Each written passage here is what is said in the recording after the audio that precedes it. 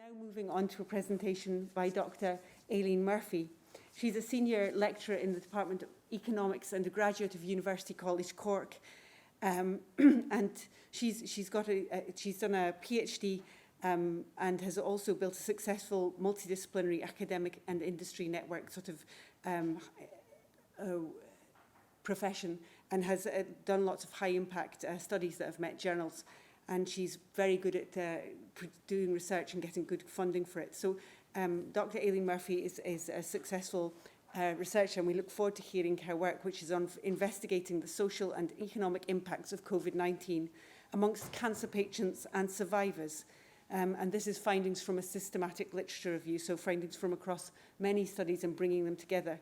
And as we know, many people have gone through many serious illnesses during this COVID pandemic, and isolation can seriously impact on how you go through that illness and how you survive it. And so I think it's a really important study, and I look forward to hearing it. Aileen is going to, this is a pre-recorded talk, but she's going to be live for questions afterwards. Thank you very much.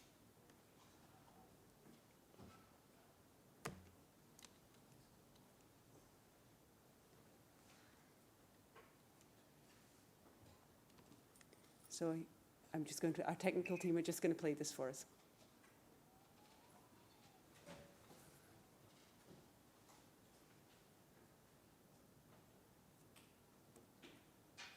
Hello, my name is Dr. Aileen Murphy.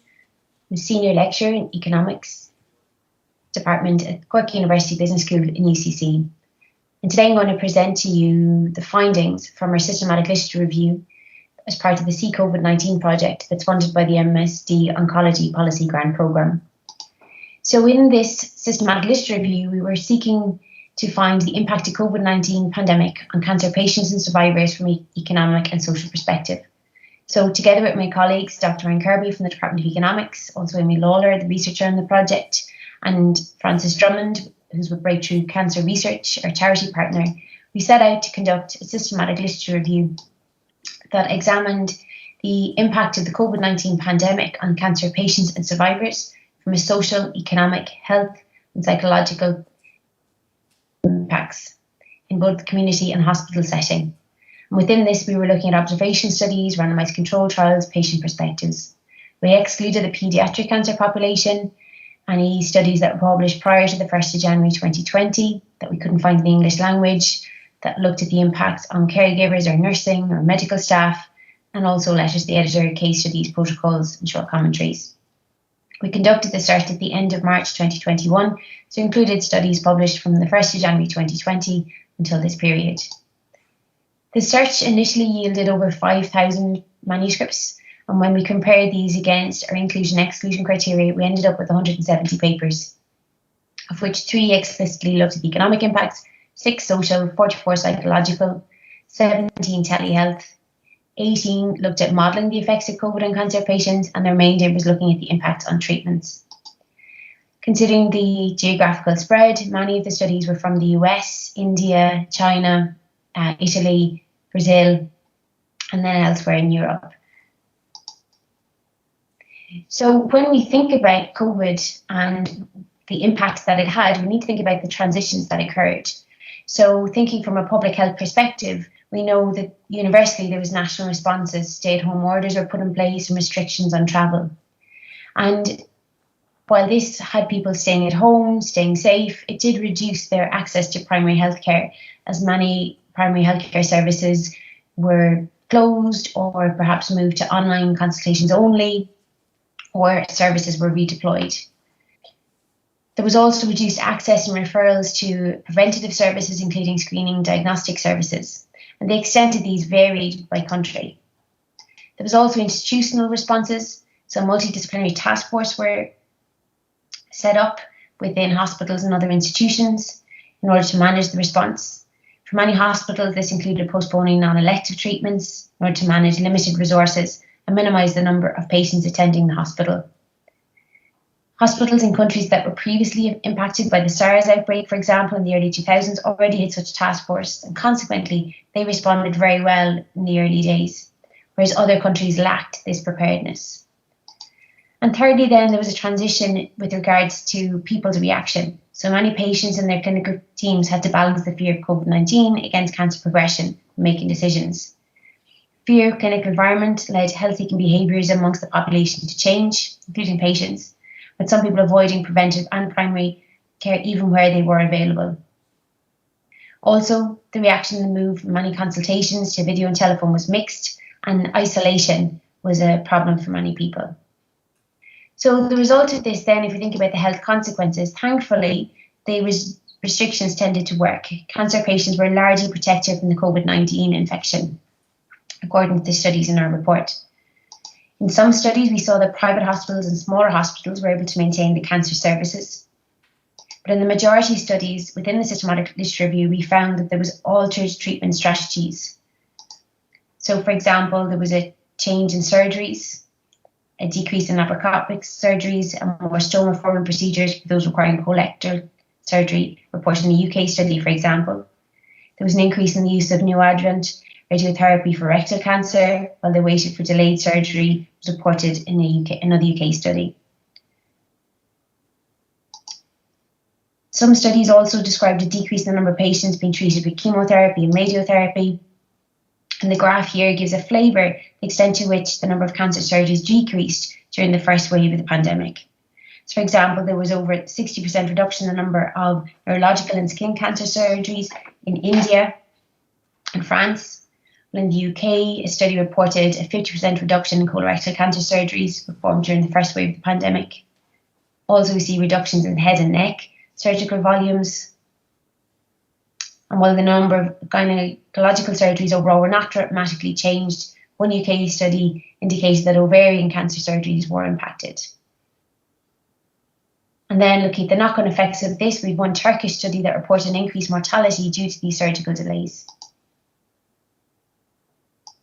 Cancer screening services were also suspended in many countries.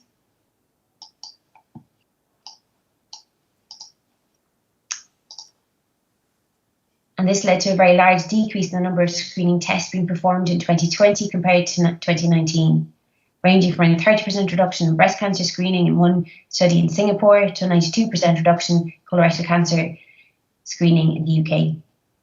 So as a result of this, then it meant that new cancers being diagnosed was significantly reduced. A UK estimate, for example, found that there was 3,500 colorectal cancer cases were missed during the pandemic. While screening services have begun to resume in the UK and elsewhere, it is at a reduced level compared to the pre-pandemic, and also there's the backlog issues that need to be addressed. And what this means is that cases are likely to be diagnosed at a later stage when treatment is more complex, which of course is going to have an impact on quality of life and survival. Also, during this period, we saw recruitment to clinical trials stopping. And of course, the suspension of research to identify and prove effectiveness of new treatment had the potential to impact survival in future years. And also during this period, supportive services were reduced. So here we have this environment where, as I said, there was the National Public Health Guidelines, institutional guidelines, and then we saw the population and patient behaviour. So cumulatively, we've seen delays, cancellations and modifications to treatment arising from COVID-19. But what about the social, psychological and economic impact? So within our study, we had 44 studies looking at the psychological impacts. Most of these took a quantitative approach in how they measured the psychological impacts, using, for example, the depression, anxiety, stress scale. And across the studies was found that there was an increase in measures such as anxiety, depression, psychological distress and worry. Some studies looked at the coping strategies that patients were using during the period. And they found, for example, that maintaining daily routine, involving hobbies, staying connected with families and friends, and engaging in self-care were important strategies when dealing with the impact of COVID-19. Overall, however, a heightened sense of fear was experienced by cancer patients. As I mentioned earlier, this is both the fear from COVID, but also the fear of cancer recurrence, disease progression, and many of these arising from delays in treatment. Also, the studies suggested that there was socio-demographic variations. And for example, higher anxiety was found in female patients, those with lower household incomes, older, more vulnerable patients, and also those with lower education. And these were findings for Europe, for example, UK and Italy, and also South Korea. Overall, the population was characterised by a significant mental health strain during the pandemic. One thing that we did see arising from the studies was suggestion that patients were involved in the decision making about their treatment and about the modifications, however. Looking then at the societal impacts. So as I mentioned, we had 6 studies explicitly taking a societal perspective. And as mentioned, cancer patients were at greater risk of getting infection with COVID and of developing more severe infection symptoms compared to the general population. So they were advised to reduce their social contacts and cocoon. And the effects here seem to be twofold. So those who did adhere to the guidelines were protected from getting COVID, but they did experience social isolation and loneliness. Then you had another group who were unable to do this because of their economic situation. Also, for those who strictly adhered to the guidelines, it did mean less attendance at clinics. We did see that there were socio-demographic differences here as well. So those aged over 30, lower levels of education, those with work-related commitments, who were reliant on taking public transport to hospital, these were associated with increased risks of delayed care. So we know that both patients, survivors and their families do experience an economic burden associated with cancer. And as our populations age and the rising cost of treatments, we expect this to increase. But what about the effects of the pandemic?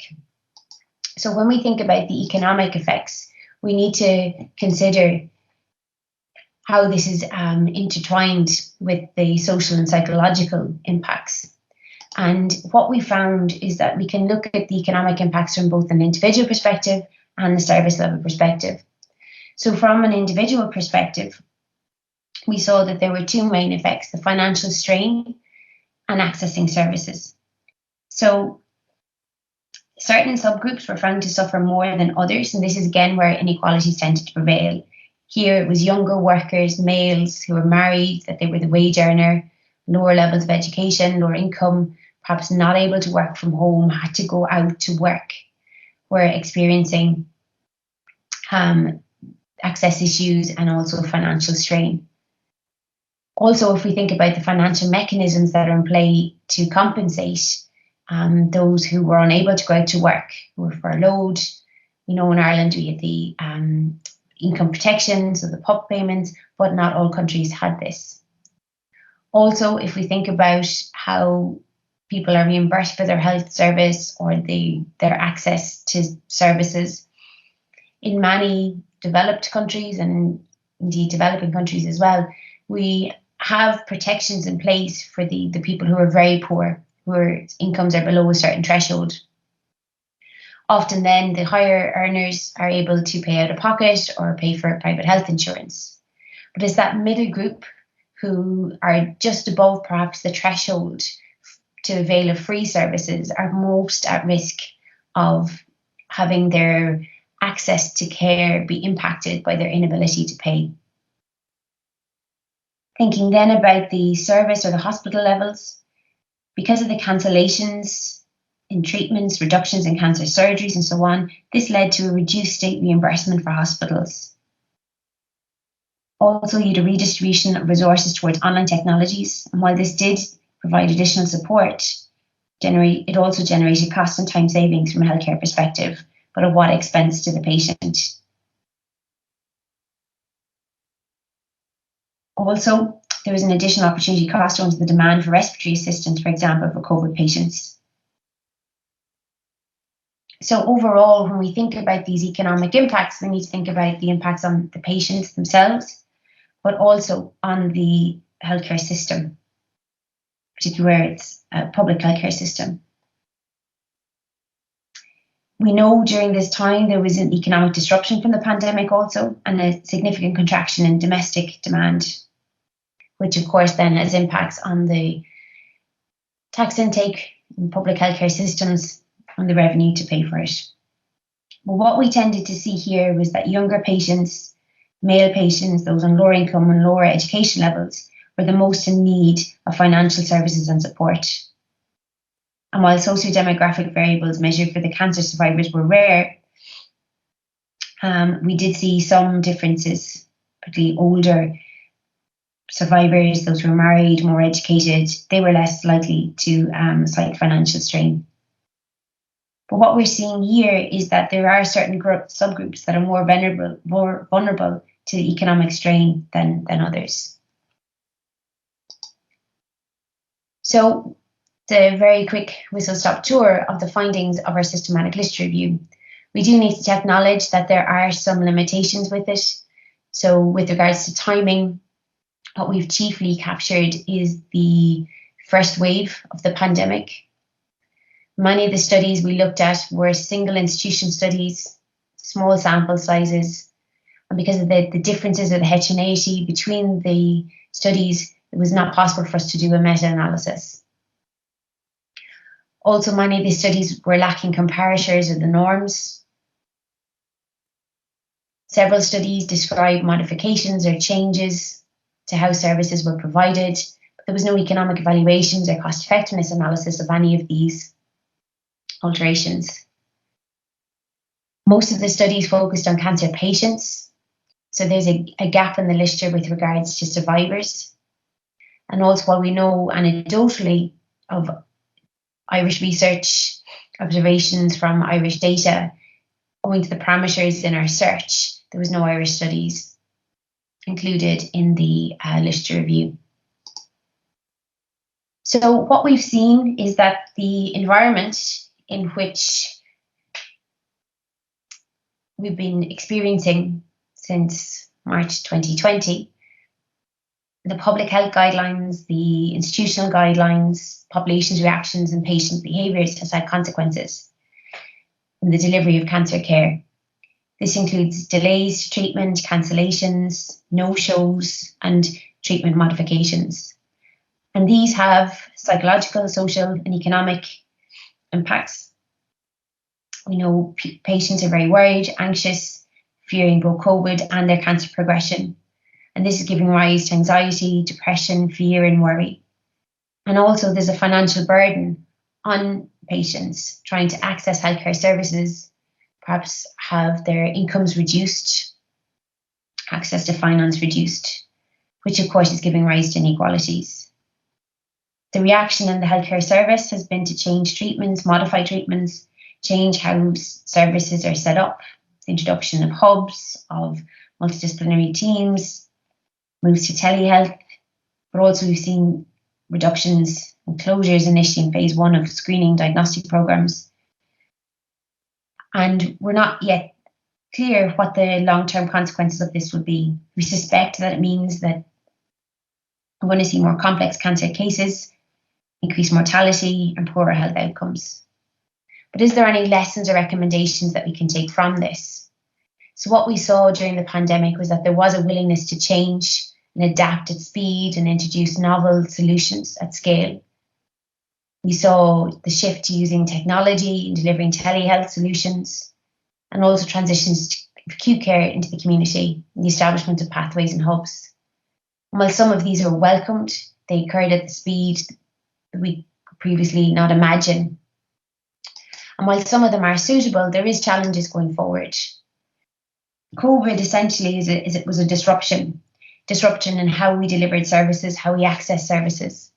And while some of the changes introduced are great and very welcomed, they need to be condition appropriate. So how appropriate is telehealth in some situations, is delivering care in a community setting. We need to be cognizant of access issues. So who the patient population is, how they're going to access these services, be they online or in off-site settings. We know people have altered their health-seeking behaviour patterns. How do we combat this? How do we encourage people to seek help when they need it, to go for their screening and diagnostic appointments? And how do we get those services back up and running in a sustainable way, and also perhaps maintain some of the more useful solutions that were brought into place? And all of this requires sustainable and suitable funding. Resources in healthcare are finite. We've had scarce resources for many many years. And we saw many of the issues we had previous here being exacerbated during the pandemic. As I said, there was a willingness to change and to adapt. And the commitment shown by healthcare personnel worldwide was phenomenal. But how do we maintain that when we already had issues around retention, recruitment, satisfaction, burnout? And many of these issues are going to be exacerbated given the overwhelming demands we put on our staff during the period. And also, we need data. So being able to react, to know what's working, where it's working, and the delivery of cancer services. For this, we need real-time data. We saw the geographic variability in the studies included in this review at the outset. And really, the availability of data impacts on both the quality of those studies being available and the studies themselves. So we need data to be able to make decisions. And having healthcare IT systems that are appropriate to deliver this data that's sufficient, that's connected in real time is really important. So thank you very much. My details are here if anyone would like to get in touch. More information, I'm happy to take any questions. Aileen, you're welcome to the conference. Thank you so much for your address. It was really interesting. We just heard about how stress affected nursing staff and every aspect of their life. And here now we hear how it's affected, you know, the COVID and all that it's brought has affected cancer patients individually and actually potentially in the future. And it's a really interesting challenge that we have to face and address. I was wondering, did you find there was any positive experiences that cancer patients noted in any of these studies, or was it all challenge and you know, negative things that were brought to them? Thanks, Anna. I suppose, yeah, we have looked at this in perhaps quite a negative lens, and I suppose the impacts that we were looking for was showing that these impacts of being at home, being isolated, the loneliness that was there. I think a key positive was how few COVID infections in that first period that were found, that the protections put in place were working, which is a positive. But of course, then we have the more longer term impacts on delayed diagnosis, worsening prognosis, and then the social and psychological impacts of that as well. Yeah, it's really very interesting times. And I think we have a lot of healthcare challenges in front of us because of that. Would anybody from the audience, has anyone a question that they'd like to ask Aileen? John has a question. John.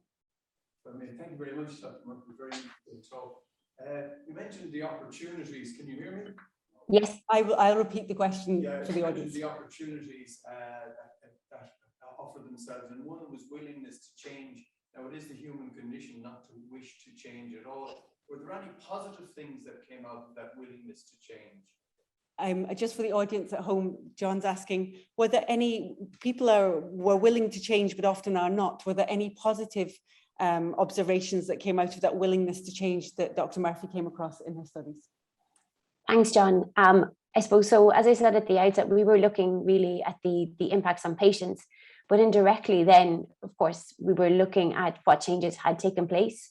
So, you know, while we know there's issues with telehealth, for example, and I see Chris is speaking about this later on, you know, it's not ideal in every situation, but the adaptation or the introduction of that was quite positive. And while we didn't look explicitly at, you know, how willing people were to do it, we saw that it did occur and had positive benefits for people, depending on the stage of their treatment, the types of services it was being used for. We saw mention that it was used, for example, multidisciplinary teams. I know Teresa mentioned the curse of the WhatsApp groups, but you know there are some benefits to communicating in that way of bringing people together at a time when they're told to stay apart.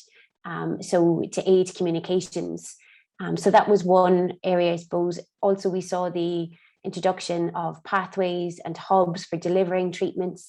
Again, you know, I suppose we can only speak for our own experience here, we see how long it takes to get things up and running, to get policies written, strategy documents written, whereas we saw that adaptation of introducing these solutions occur quite quickly when they had to occur quickly.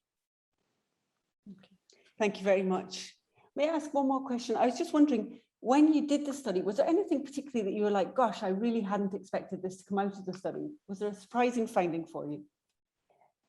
I think the volume of papers that have been published in such a short period from a methodological perspective really stood out to us. And also the geographical dispersion of you know, what a lot of the studies were by clinicians and clinical teams, and to see that the pace and speed at which they were able to get research out. And I know that from your opening address earlier about talking about research and having research being done timely and current. So often when we think about research, we think of a lag, that it's after the effect and we're retrospectively looking at things, but that was something that really stuck out to us, that the pace at which people were able to get findings out. And we know they're with limitations and the lack of controls, but given the types of studies that they are, and I think that comes back again to the readily availability of data, to be able to have that data in real time and analyze it relatively quickly.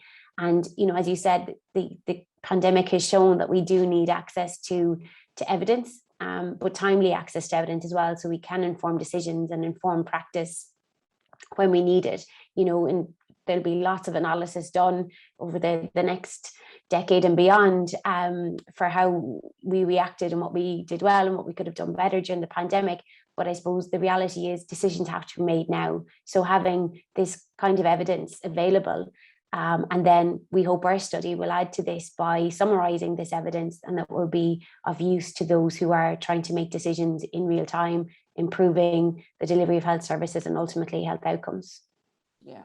Yeah, absolutely. And I think what you've done is that when you bring together all this literature and can draw conclusions from them together, it's really, really helpful, because a small study can tell you so much, but when you see data brought together, it does really is so much more informative. So thank you very much for your study. It's been really interesting to hear sometimes how it backs up what we believe is happening, but also to hear about the role of research and the challenges that lie in front of us. So thank you so much. May I just say that I garbled the introduction of Dr. Aileen Murphy, and she's a senior lecturer in the Department of Economics at UCC.